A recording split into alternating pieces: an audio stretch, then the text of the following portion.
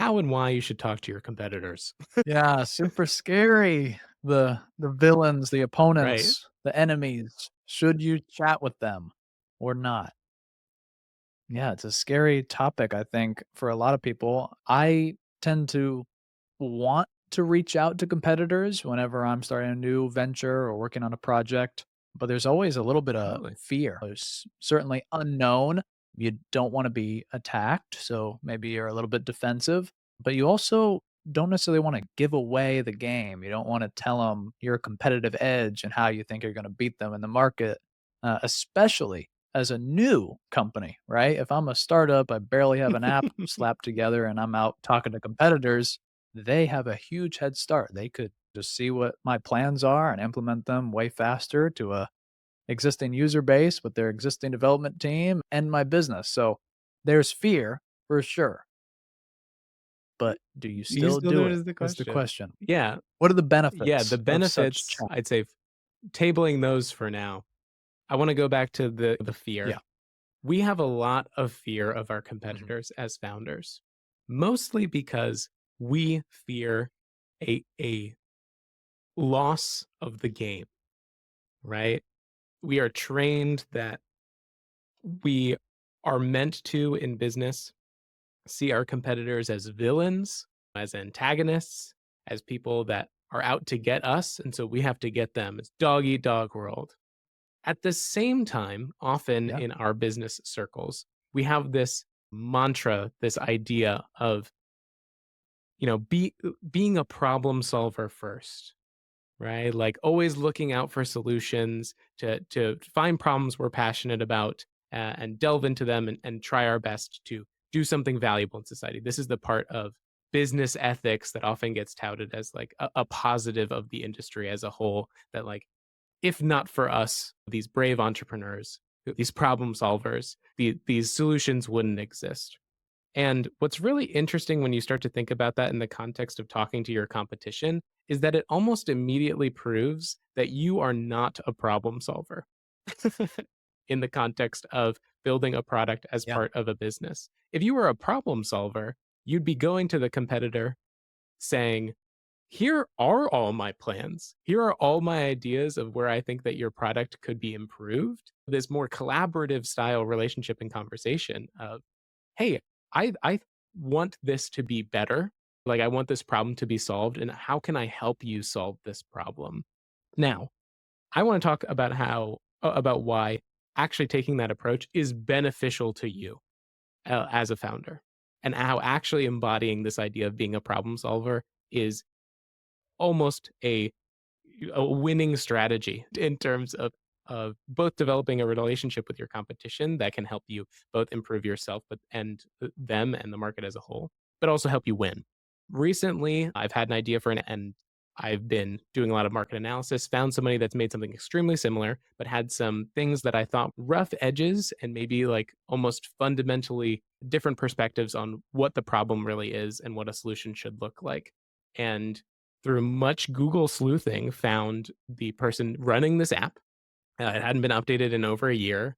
And I was wondering if anybody was still even working on this. But I sent them an email and said, hey, I recently had an idea that's very similar.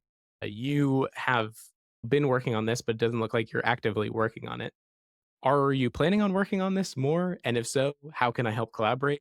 If not, would you tell me why you're not working on it anymore and what went wrong so that I don't avoid that in the future? And we got on the phone. And like you're saying, there's this little bit of posturing of, ooh, is this person trying to get my secrets? Mind you, this is an app that has 50 Mhm. active Yep. users on it, and my app doesn't exist. And so in reality, we're Yeah. having this posturing conversation as if we're like fighting over this big giant marketplace, this big giant idea. In reality, we're two people that have identified the same problem, that are passionate about the problem, and almost like quickly after getting over that initial posturing period, we start collaborating.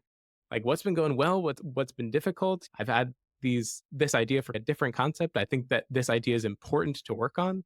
And it was a super cordial conversation. Ended like I think like our team is going to go try to do something and make our own kind of version of this.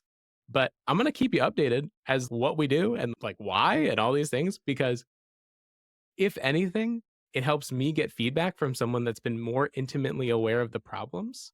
And if choose to not work on this anymore, either because I lose passion for the problem, right? Or I don't have the financial resources or whatever, I have at least contributed in some way in terms of making the solution better than it was, right? That's like being a good steward of the idea. What do you think about this, Henry? I've been ranting. No, I really like I've come to that Mhm. natural conclusion as well, where I wanna learn the lessons. I want to avoid the pitfalls of past, Yeah. competitors or current competitors, and so one of the exercise that I do for any company that I start is I try to do a visual Mhm. map of the ecosystem. All competitors that exist, the ones that have pivoted away, the ones that have shut down, I wanna know a lay of the land and then try to make contact with as many of them as possible. Mostly as just an exercise in order to make my idea or product better, but it also Yeah. gives me a lot of options because then I can look for collaboration, like you already mentioned, but I might also learn my Right. solution already exists, and I can Exactly. just close up shop. I don't need to be playing this game if something already exists that is as good as my dreamed solution. So I think those exercises are really good and only really get there if you do have that open mind and you aren't super defensive of your idea Yeah. or your IP and you're willing to focus on the problem as the primary enemy and Yeah. not your competitors. Right, They are not right your enemy now at all exactly, right now at you have that stage. nothing to lose in terms of market share and profit and, like, all these things. Like, you don't have anything. So, yeah, the best case scenario for you right now, and we know this as ex-founders, and I think any founder would say this too, the best outcome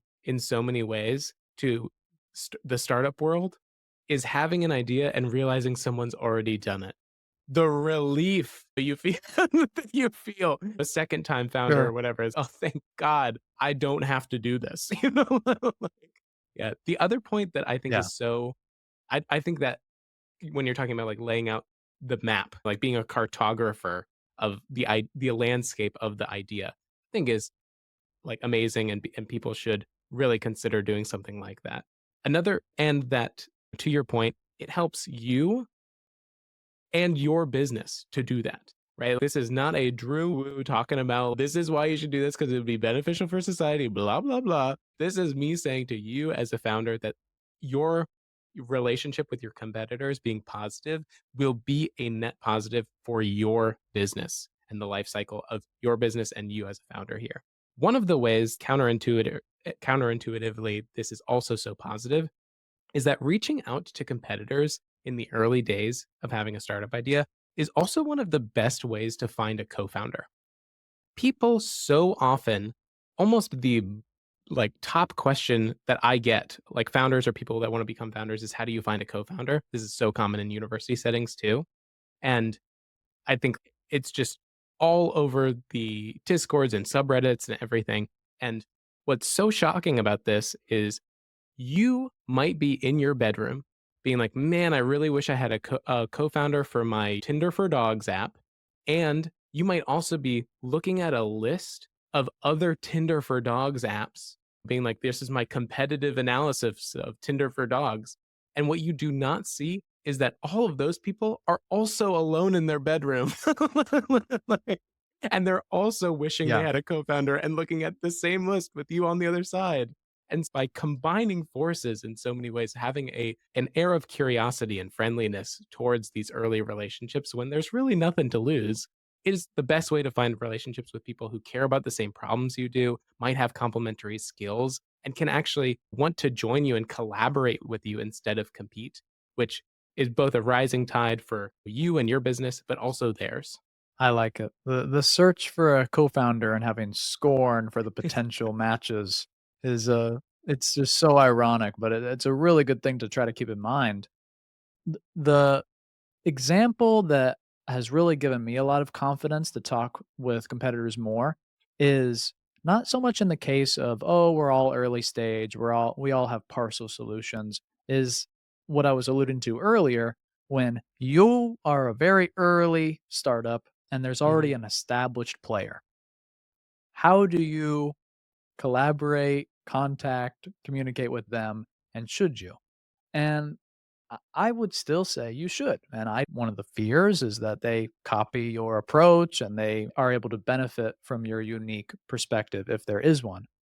But the reality that gives me a lot of confidence is we're allowed to have different perspectives. And I am coming to the table with a new idea. At least I think it's new. And I see a competitor that is doing something different. The thing that I care about is why are Right. they doing it different? Why did they come to that conclusion? Why have they gotten success with that solution when I have a whole different approach and a whole different solution? So, figuring out that why is almost critical to your success.